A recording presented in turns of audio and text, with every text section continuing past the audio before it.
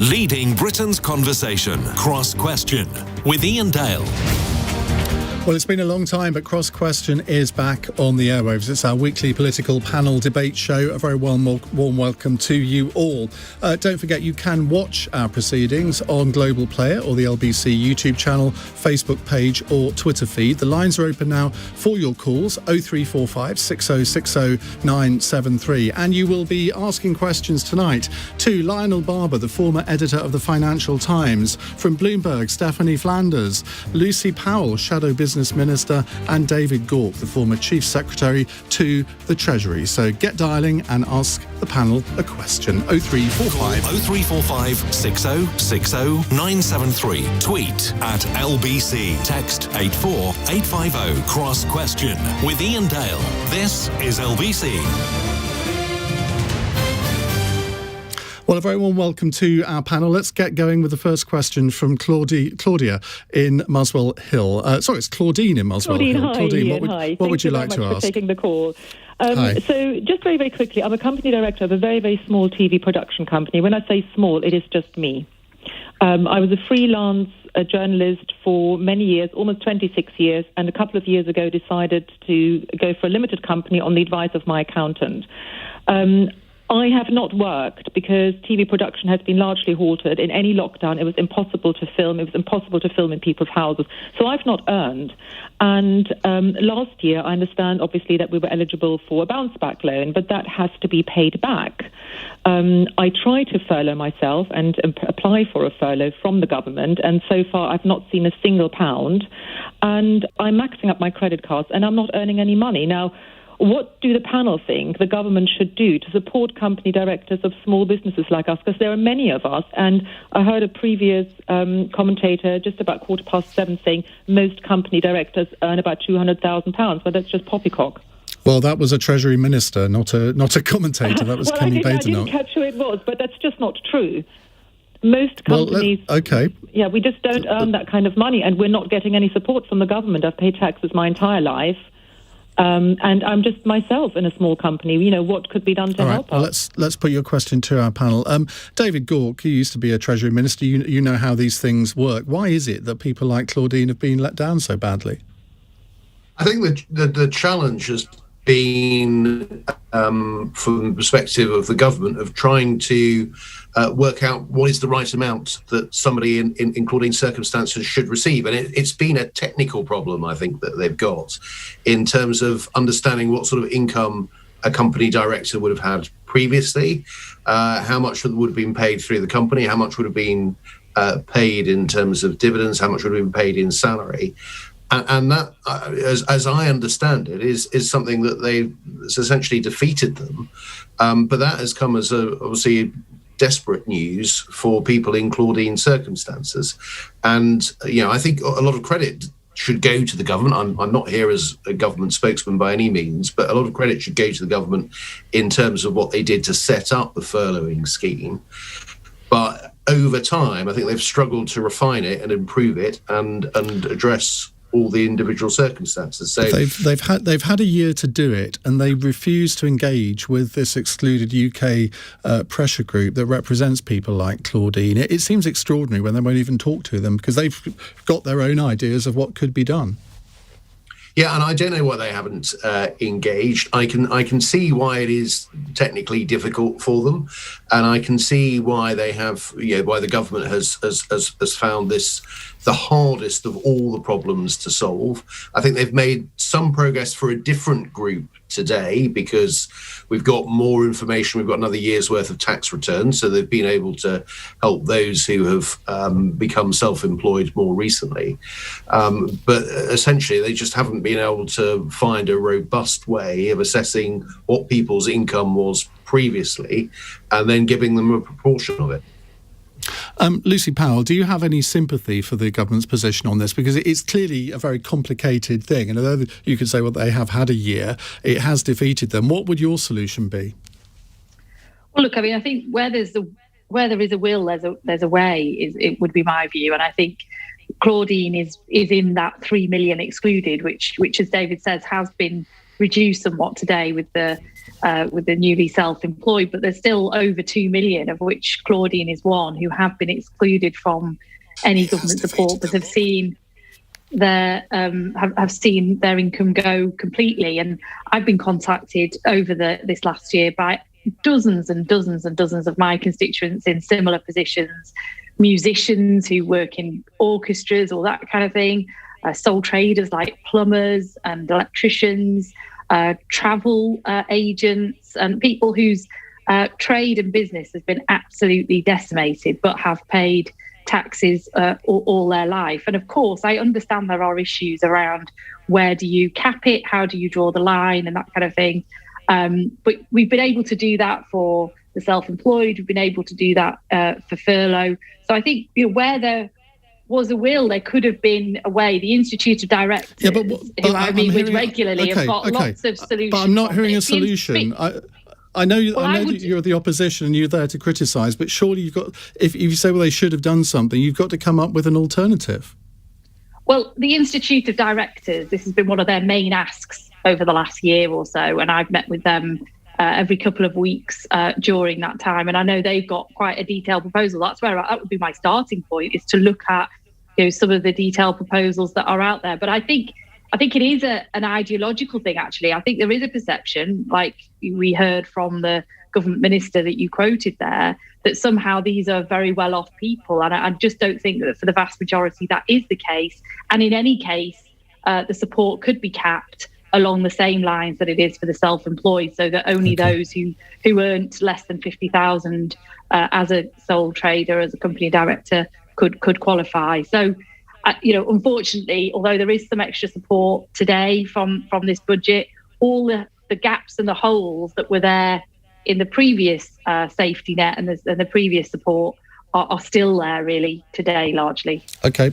Lionel Barber, politically, it's bizarre that a lot of the 3 million will be natural Conservative voters, and yet they feel really aggrieved at the government for not having found a way through this.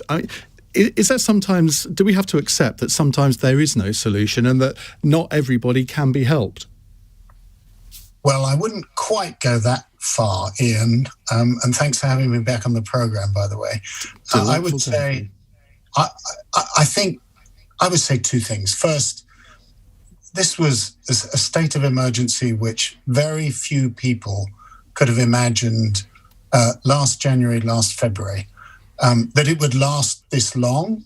So the Treasury put together schemes in great haste, where they tried to do their best to cover as many people as possible. And remember, there were a lot of people questioning the furlough scheme and saying actually furlough should be tapered out in the autumn.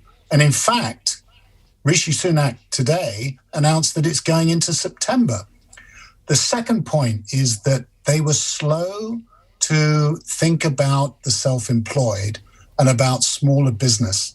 And they recouped ground later on, but this scheme took a bit of time to evolve. And in that sense, I think they certainly should have engaged probably a little bit more earlier with groups that are sensitive to the kind of problem that we just heard about. At least in this budget, I'm just talking about it today, you saw signs, clear signs from the Chancellor that they're much more sensitive to the notion of tiering, that you've got big business is going to have to pay most of the corporation tax. The smaller businesses you're tapering. So this is a learning process, I'm afraid. And yes, Iain, there have been some casualties. Stephanie Flanders, you've covered more budgets than you probably care to remember over the years as a journalist and now in your current job. Is there any crumbs of comfort that you can offer to Claudine that the situation might change? Because it has taken a year. It doesn't seem to me that if they haven't come up with a solution after a year, they're not likely to.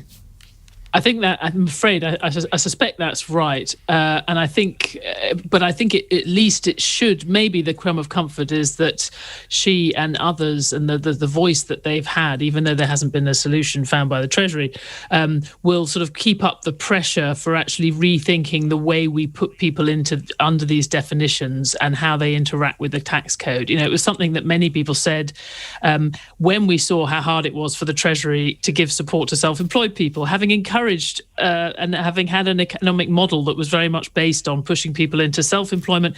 And indeed, you know, my partner looks like a self-employed person, but like many of this 3 million actually is a company director, because they, again, have been encouraged by the tax code, by the structure of the system facing them to have their own, to set up companies. And I think all of that would need to be looked at in the wake of this, and so that we have a consistent way of treating people, at least as far as we can. It's always going to be complicated, and there's always going to be people who do sort of fall through the cracks. But we've got too much of our workforce now fitting into what used to be sort of anomalous categories. They're not anomalous. They need to be fixed. I mean, Claudine, if I can just briefly... Okay, Lucy, go on. I don't know which whereabouts Claudine lives in London, but Muswell Hill. So some local authorities, using their discretionary grant money, have now made those schemes open to these company directors in sectors in distress. So I know in Manchester, we've just opened that in the last couple of weeks. So it might be worth looking in. But again, that would be one solution for the government. They could have increased significantly the discretionary pots of money that local authorities have got, because that would have enabled them to have helped more people in this situation. So it might be worth just going on her local government website to check that out. Well, Claudine, quick response from you. There's a constructive suggestion for you. Well, it's very, very kind, and I think it's brilliant that the councils are doing this. However, I don't think it quite addresses the point. I think one of the things the government could do very, very quickly, they could actually look at the banks that have been giving bounce-back loans to small companies like me and encourage them to pay a part of that off. I mean, that would be fairly easy enough to do. OK, well, that's an interesting suggestion. Thank you very much for your call. Let's go to Ben in Clacton. Hello, Ben. Hello. Hi, yes, what would you like to ask? My question is, the Office of Budget Responsibility has looked at these schemes for assisting buying of houses, and they've said in the past that these schemes just put up house prices. The latest scheme, the 5% deposit help, do you think it'll be exactly the same with this one? Lionel Barber, let's come to you first on that. It's a very difficult thing, this, isn't it? But I was slightly surprised there was no mention of the supply side of the housing market here. It was all about encouraging first-time buyers, and surely the best way to do that is to build more houses. Correct. Well, I do think that this is an old chestnut, and it's been warmed up today, and this is going to increase house prices. Yes, first-time buyers have a problem with getting the amount of money for a deposit in particularly in places like London, where the house prices are very high indeed relative to the rest of the country. But for the rest, this is I think an unwarranted intervention, which will further stoke the housing market, the price of housing, and the money could really, I think, or the tax break could have been used elsewhere. Stephanie, you're shaking your head. Yeah, shaking my head, but in dismay at the move rather than disagreement with Lionel, I'm afraid. Oh, what a shame. I think it's astonishing if you look in the round. I mean, whatever the pros and cons of the stamp duty holiday last summer, and it certainly it revived the property market last summer. It's probably the sector that has been the least hurt by this crisis. So to be proposing something which is just going to put more money into it and certainly going to push up house prices, I just wonder, it feels very odd. It's like we're imposing the sort of levelling up agenda on the housing market and wanting all house prices to be as expensive as London and the southeast. I don't think that's really the way to go. Lucy? Well, yes, I mean, I agree with what's been said. I mean, nothing on the supply side, as you say.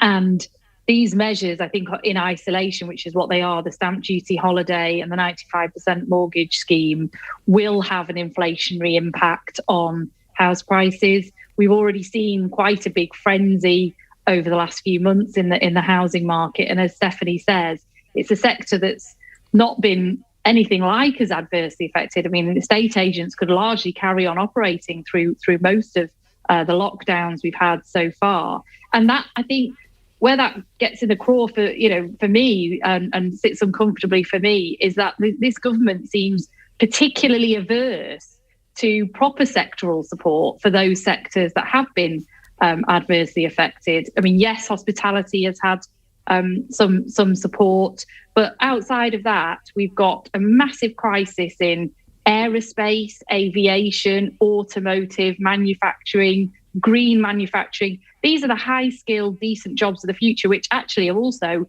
based in the North and the Midlands and other parts of the country that often struggle to have those kind of jobs in those places. And they've received no sectoral support at all. And this boost to the housing market, just the stamp duty alone, is worth over £3 billion. And I think if you were looking at sector support of the billions, I would spend that elsewhere. David Gauke, obviously home ownership has declined since the heyday of the Thatcher years. Is this an attempt to try and encourage people to buy rather than rent? Yes, I think that's in part what it is. And when I was in government, we did help to buy similar objectives. What tends to happen, I fear, and what I think will happen with this is that although it will help some people, and some people will get onto the housing ladder as a consequence of this, it tends to just be sort of reordering the queue, if you like, and some people benefit and some people don't benefit.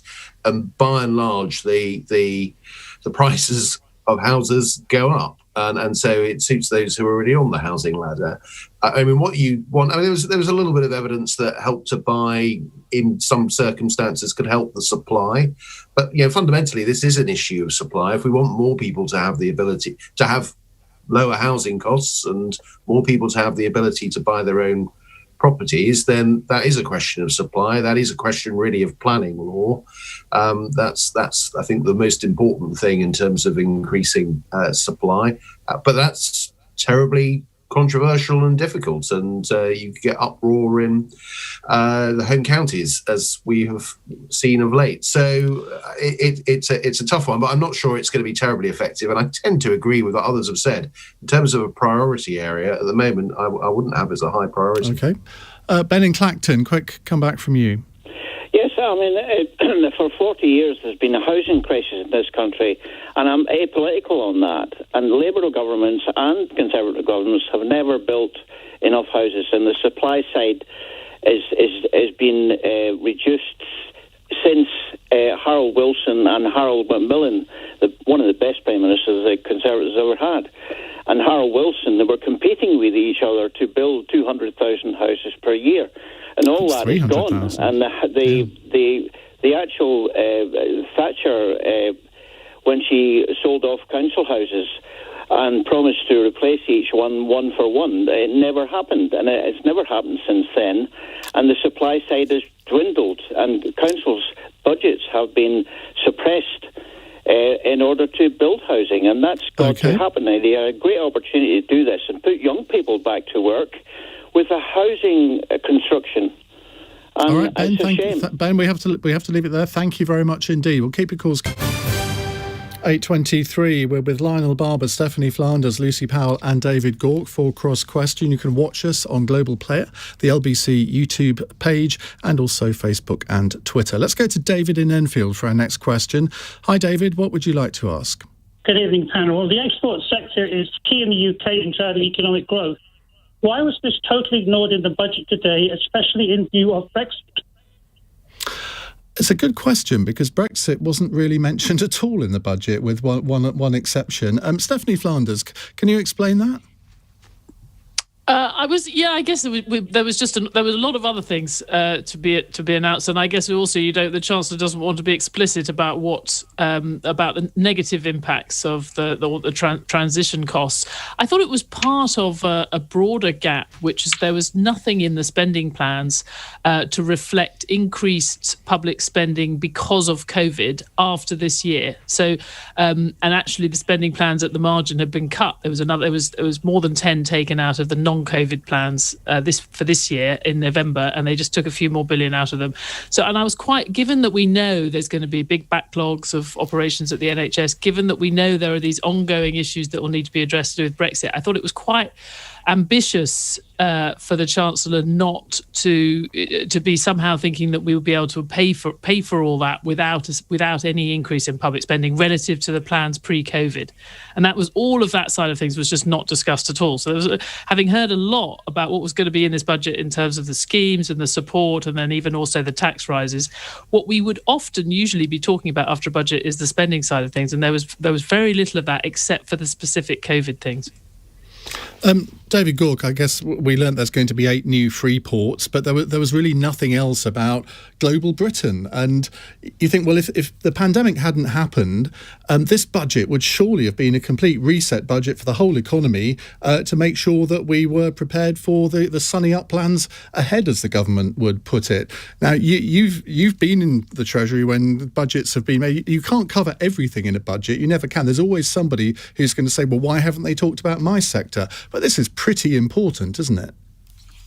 Yes, I think the challenge for the government is that there is a clash between the rhetoric and the reality. So there's a lot of talk about global Britain, Liz Truss. Never happened when you were there, obviously.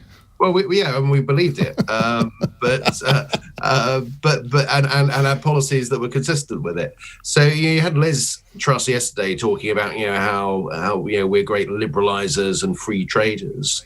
But we've just committed the single biggest act of protectionism in our history. We've just erected massive trade barriers.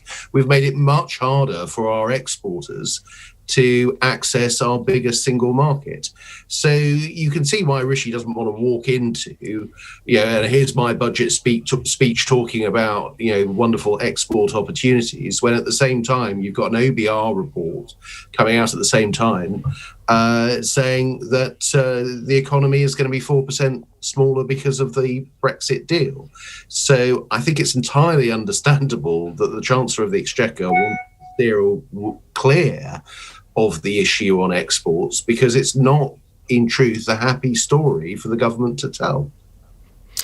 Lucy Powell, how can you address David's main point is that exports were ignored despite the challenges that we face? Well, I think it speaks to one of the big gambles of this budget, and actually the path that the government is now set itself, which is that really it's almost relying entirely now on pent-up consumer demand, creating the recovery and getting us out of the situation that we're in. And that's, I think, a big gamble, but a gamble I fear will fail, because what we could have done with this budget today, and what this government, the path that it could be pursuing, is around real long-term investment in those jobs and industries of the future, which is what we were promised Brexit could help us do, right? The government told us, the EU have been holding us back from state aid and from supporting British industry, yet it's not seizing that opportunity to do that at all. What about the super deduction measure? Yeah, and the super deduction measure, surely that... Well, Stephanie, quickly intervene. Yeah. No, I think the Chancellor would say, actually, they are... I mean, whether it will work when you've got the uncertainties around the post-Brexit environment and everything else is another question. But the 25 billion to really super incentivise investment in the next year and a half is pretty significant. And I think relative to past, lots of chancellors have talked about incentives for investment. We haven't seen one this large in terms of spending over a very short period for quite a long time. So I give... But it is very short, though, isn't it? It is very short term. I mean, look, this week I've spent a lot of time talking to the car industry, for example. We've got Ellesmere Port, the Vauxhall plant here in the northwest, under under the spotlight, because what they really need to do is transition that car plant that's been a very effective, highly efficient, good car plant for decades. They need to switch that to being for electric vehicles. That investment decision is not an 18-month investment decision. It's not a 2-year investment decision. And in fact, most of the work that they would need to do to save that car plant couldn't happen while they're still at the tail end of the production of cars at the moment. So we need much more long-term thinking here, and it needs to be better incentivized into those to transition to green, digital, high skill. So there's nothing wrong with what they've announced with that investment break, but as I say, it's too short term. You could get companies just spending it on stuff that doesn't really help productivity and the green transition, because there's no caveats to that. Lionel, that is a really interesting point that Lucy's raised there, this sort of short-term attitude. And I mean, you've written about this before. This has bedeviled our economy over the past few decades, whereas you look at the German economy and they make much longer-term investment decisions, and that's why they're so successful in exporting, in part, isn't it? We've had you remember very well what the car industry in Britain was like in the 60s and 70s, and how it was transformed with Japanese investment, German investment.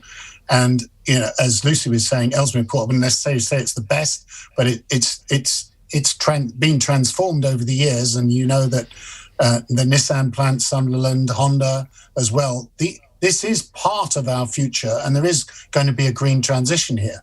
But I want to make a slightly separate point here.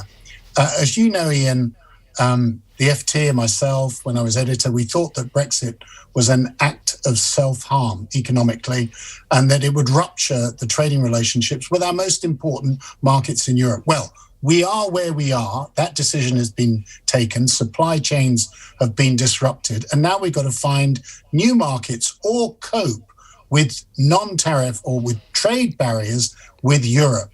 And that's going to take some time to deal with. It's not surprising that Rishi Sunak didn't want to talk about it today. I mean, it would have stepped on his story.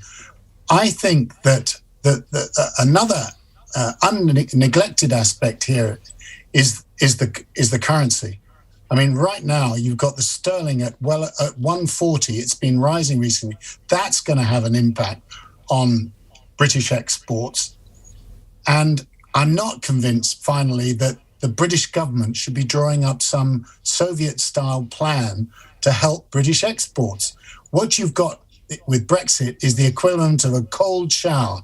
There's going to be some serious short-term knock-on effects independent of the previous record, and we're going to have to live with it.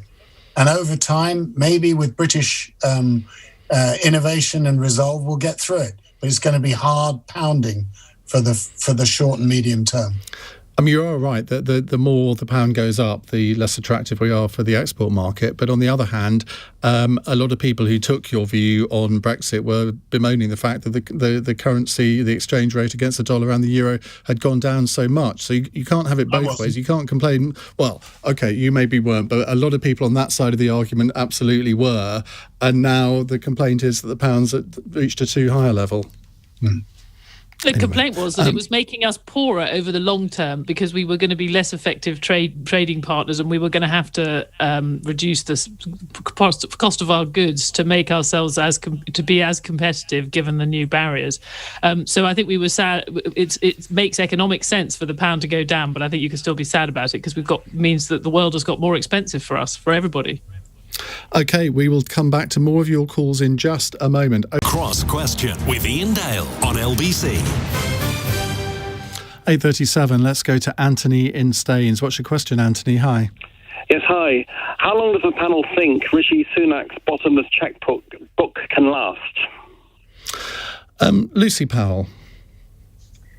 Well, look, I think the issue here is that in the long term, we've got to sort out the public finances. But the best way to do that is to make sure that we absolutely minimise the number of people who end up unemployed, the number of businesses that go bust, and that we maximise jobs and growth for the future. So I know it feels a kind of slightly against the what you might think in a way of kind of running the household budget sometimes, but we do absolutely have to spend now and borrow that to get us through this crisis without unemployment going to massive levels, because in the end we then pay for that with loss of tax revenue that those people who would have paid otherwise through their wages, and we're paying much higher costs in terms of benefits and so on. So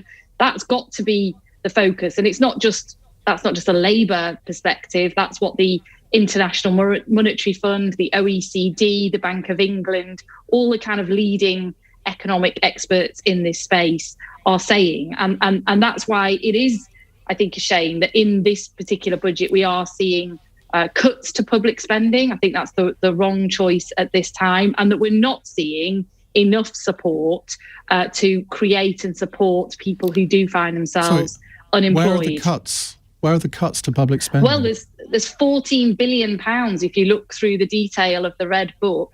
So Rishi Sunak gave a really good impression today of somebody who wasn't going to cut public spending, but in fact, when you read the detail of the budget Red Book, there's 14 billion pounds worth of cuts to public services. And given that the government have at the same time pledged to increase defence spending, increase the NHS budget and increase education, they really do need to level with us about where those huge cuts are going to come from in a way that won't have an impact on the crisis, making it worse, and won't have a real detrimental impact on our public services, some of which have really been found wanting during this crisis. How comfortable are you with how Labour have opposed the suggested tax rises? Because I think a lot of people did sit up and take notice when Keir Starmer said, no, we would oppose an increase in corporation tax. That seemed a little odd for a Labour leader to do that. Well, we said we would oppose it if it was immediate, because what were we calling for going into this budget? We were calling for more business support. We were calling for the business rate holidays to be extended, for example. So that's quite a big tax cut for businesses. We were calling for the VAT cut for hospitality and tourism to get them back on their knees. So we were actually calling for tax cuts going into this budget, which was the mainstream view. You didn't raise an eyebrow when you heard Keir Starmer say, no, we will oppose a corporation tax rise? No, I mean, look, I think that what the government have actually proposed, which is what I thought they probably would propose, is an increase to corporation tax further down the line. And it's good to see that the Conservative Party have now realised that the sort of mantra and the ideology that they stuck with on corporation tax for the last 10 years, which was that I think Boris Johnson sort of famously said, every time you cut corporation tax, you increase revenue. Well, that's not what's happened. And the increase in corporation tax that they're proposing is going to massively increase revenue to the Exchequer. David Gauke, just on the question, Anthony talks about a bottomless chequebook. It looks a little bit like that at the moment. The government has said, well, they've got to head towards balancing the books in the end. Is a rise in corporation tax the right way to do that, given that you will have argued in the past as a Treasury Minister exactly what Lucy just said, that you cut taxes and you raise revenue? Well, I was the Treasury Minister that took the cuts through in legislation in the House of Commons. And I still believe that actually low corporation tax rates make sense. So I think this is the wrong policy. I think it will, in the long term, and it will be in the long term, damage our attractiveness for inward investment. If we want to get investment into the UK, business investment into the UK, I think a competitive corporation tax rate is one of the measures that you could pursue. So I think this particular way of raising revenue is a mistake. I think if we return to the original question, I think the general fiscal approach that the Chancellor has pursued is probably about right, which is spend now, support the economy for all the reasons that Lucy was saying, but in the end, you have got to at least stabilise the debt. We're not talking about paying off the debt we have accumulated in the last year. We just need to stabilise it so that it doesn't continue to increase. In part because I think there are very substantial spending pressures on us. And Stephanie was talking earlier about how that, and I think it is right that that's not fully represented yet in the OBR numbers. I think that spending is going to have to go up. We are going to have to pay for it. Taxes are going to have to go up. But if we do that, I think we need to be very careful and clever as to how we raise tax revenue, not to damage our competitiveness, not to damage our ability to attract investment into the UK. And I think corporation tax was the wrong way to do it. But we still have the fifth lowest in the G20. Sorry. I mean, just let me finish with David there. We still have the fifth lowest rate in the G20. Still one of the lowest in, I was going to say in the EU, in Europe. Obviously, it's now double what Ireland's is. It's still fairly competitive, surely? Well, what we got ourselves into a position, if we could have sustained it, of having a sort of quite a significant advantage. Now, of course, when businesses choose to invest, there are a number of factors, and it'd be wrong to think that there's one factor and you sort that, you've got everything dealt with. But corporation tax, it's a tax on profits. It's a tax on your return on investment. If your return on investment is going to be lowered, you will just get less investment. Okay. All right. Lionel, you're gagging to come in here. That's it in their numbers. Yeah, but look, David, how much tax does Google pay in the UK, or Facebook, or Amazon, if corporation tax is such an important revenue raiser? The answer is next to nothing. These big corporations find ways around it. The idea of George Osborne's idea of turning the UK into sort of Little Ireland or a Big Ireland was just a headline grabber, and it was never a decisive thing. And even with these tax increases, and they're all taxes that when they raise are going to be painful, this is the easiest one to do, because as Iain says, we're still pretty competitive vis-a-vis the G7. And that's another reason, I'm just going to throw some bananas here, because that's another reason why I don't understand why the Labour Party was having such a problem with it.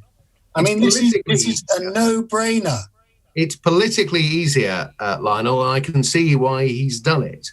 But in terms of what it's going to do for our long-term attractiveness, given the disadvantage we've imposed upon ourselves having left the EU, and as you said, we've got to find new ways to bring investment to the UK. I think, if anything, having left the EU, the case for a low corporation tax rate is increased. Okay, Stephanie. And as you'll remember, David, the first thing that George Osborne announced, almost the last thing as Chancellor after the Brexit referendum result, was that he was going to continue with further corporation tax cuts. That was the first policy response from the Treasury to the Brexit referendum result.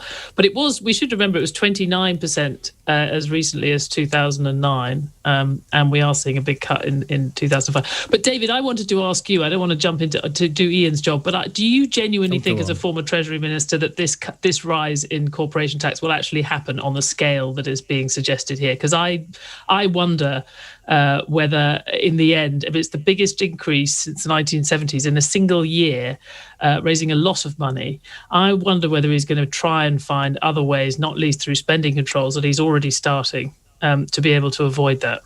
Well, I wish it were the case. As someone who doesn't like the policy, I would hope that it isn't pursued, but I think he probably will for a couple of reasons. One is I think he'll struggle to find money elsewhere. So your point on sort of spending control, I think he'll do well to keep spending at the levels that is currently predicted. So I don't think he'll be able to find money there. I also assume that he will legislate for this sooner rather than later. So legislate for this in the next finance bill.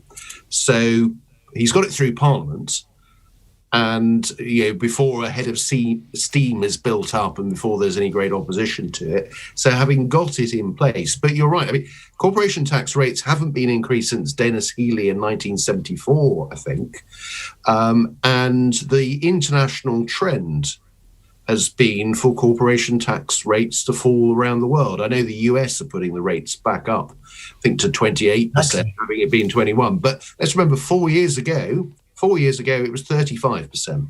So Biden's increase is still putting it substantially lower than it was at the point in which we cut corporation tax.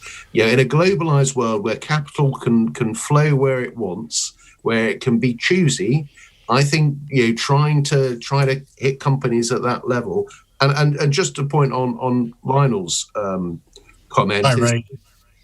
is look, clearly people do pay corporation tax. They are the big businesses. They are the businesses that also invest, and that investment is really important to improve our productivity. Okay. There are other ways of doing that, like the patent box. Okay, no, I'm going to call this to a close now because we do need to move on. But just a quick email from Robert, who says, I never thought I could find an economic discussion so interesting and informative. So, panel, you have done your job so far, but there is still 10 minutes to go. Iain Dale on LBC. Call 0345 6060 973. It's 8:52. Don't forget, if you've missed any of our show tonight, you can catch up on the Cross Question podcast from about midnight tonight, and it's also available on the LBC YouTube channel and Global Player. Let me reintroduce my panel. Lionel Barber, former editor of the FT, Stephanie Flanders from Bloomberg, Lucy Powell, Shadow Business Minister, and David Gauke, former Chief Secretary to the Treasury. Let's take a text question from Caroline in Corby. Is it fair that NHS staff didn't get anything in the budget despite the past year? There's an open goal in front of you, Lucy Powell. Hit the ball. Well, I mean, it's not only that they didn't get anything; they've actually got a pay freeze thanks to this government, which not only I thought they were getting a pay rise. Oh well, it depends what job you've got. So the government did try and exclude NHS staff, but it's not all those who work in the NHS by a long way. So hospital porters and ancillary staff and many others working in the NHS will still get a pay freeze alongside most other public sector workers, the police, the local government workers who work in the mortuaries and have collected our bins and everything. And not only is that, I think, the morally wrong thing to do after what we've just been through, and those key workers have really got this country through, but it's economically illiterate as well, for the reasons that we were talking about before, that pulling away and cutting at this point, so you're taking spending power out of people's pockets just when you're relying on a consumer splurge to sort of create the recovery, is economically the wrong thing to do as well. I'm going to ask for short answers to this, and we can squeeze in one more question. Lionel Barber. I think you might have thought about a national gratitude bonus, as my former colleague Sarah O'Connor talked about this today. It would have been a bit imaginative. Difficult, again, to think about categories. But as Lucy's saying, the key workers have really got us through this really difficult past year. Stephanie. Well, I suspect this is going to be the sort of day two story from the budget. There's always something that people wish they had focused on day one, and I think this will be it. The public sector, the frontline workers, there's already been some comment about it in immediate response to the budget, but I think that the lack of a sort of thank you to those people that have kept the economy going, who we were supposedly giving a better deal to, and not recognising these extra public spending pressures coming down the track. In fact, taking 15 billion out of post-COVID, non-COVID spending plans. David, the Chancellor may well say, well, this is not what budgets are for. We don't announce pay rises in budgets. But that's not going to cut a lot of political ice, is it? Probably not. I mean, that's exactly what he'll say. And he'll say, look, we made this announcement last year, and whereas the rest of the public sector is getting a pay freeze, healthcare workers are not. I think in the end, some kind of, as Lionel suggested, some sort of thank you bonus is probably right. But the sort of hard-headed people in the Treasury will say, look, in the end, public sector pay is going to have to reflect what is necessary to recruit, retain and motivate staff. And no more than that. And at a time when public finances are going to be tight, they're not going to be handing out additional permanent pay rises. So that's the hard reality. Jenny has emailed to say, Mr. Dale, please allow Lucy Powell to speak without constantly interrupting her dialogue. I notice you're respectfully listening to your other distinguished guests. Well, I hope I haven't done that, but I think I did interrupt Dave. I think I interrupted David Gauke at least once. Very gracious. Right, let's go to Adam in Tunbridge Wells. Hello, Adam. Hi there. I just wanted to ask the panel and yourself if you have any ideas as to how the government should be trying to tackle the impending unemployment that's going to be happening. I mean, I personally have opted to now just paying somebody to retrain me in the sector that I want to get into, because I feel like they would be able to do it better than any course, and I think that will be supporting a small business that hopefully that one day I can work in if I pay them now to train me in what I want to do. And I was quite disappointed with how the government have not really mentioned anything, and the apprenticeship thing didn't seem particularly inspiring. I just wanted to know what the panel thought. Any ideas? Stephanie, how bad do you think the unemployment crisis is going to be, and how can people like Adam be helped? I mean, I think the story of the recovery over the next 6 months is going to be these kind of two big unknowns or sleeping giants. There's this enormous pot of suppressed demand spending that's sitting in the savings that people have got that they didn't expect to have. Many people will want to go out to spend in the summer, but there's also that hidden unemployment, hidden in the furlough scheme, people sitting in jobs that maybe will turn out not to be viable once the dust has cleared and the support has gone away. And so I think it was really important for the Chancellor to announce that further support for furlough scheme. And I see that they're also making efforts to just improve the transitions into and out of work for young people. I'm not sure that there'll be enough going into that, but that was one of the big lessons of the post-global financial crisis. There's actually, we managed to keep there too, though unemployment went up more, unemployment went up much less than it might have done. And that was partly because the job centres were very effective at that time. So I think it's that on the ground, it's the micro support that's going to be really important as we try and bridge the gap between the lockdown support and that, hopefully, that big burst in spending. We want to have shops actually still be in business and people still working in restaurants so we can go and spend. Yeah, I mean, the economy's been under a huge anaesthetic for more than a year. And gradually this has to be withdrawn. I think that's why the Chancellor was right to extend furlough. There's got to be a gradual withdrawal. I think Stephanie's right. The big question is whether it's just a summer burst. There's a lot of pent-up demand or spending power, I should say. The question is whether it comes through. The OBR numbers on unemployment were better than expected this week, interestingly, much better. I mean, instead of 11%, 6.5% or so.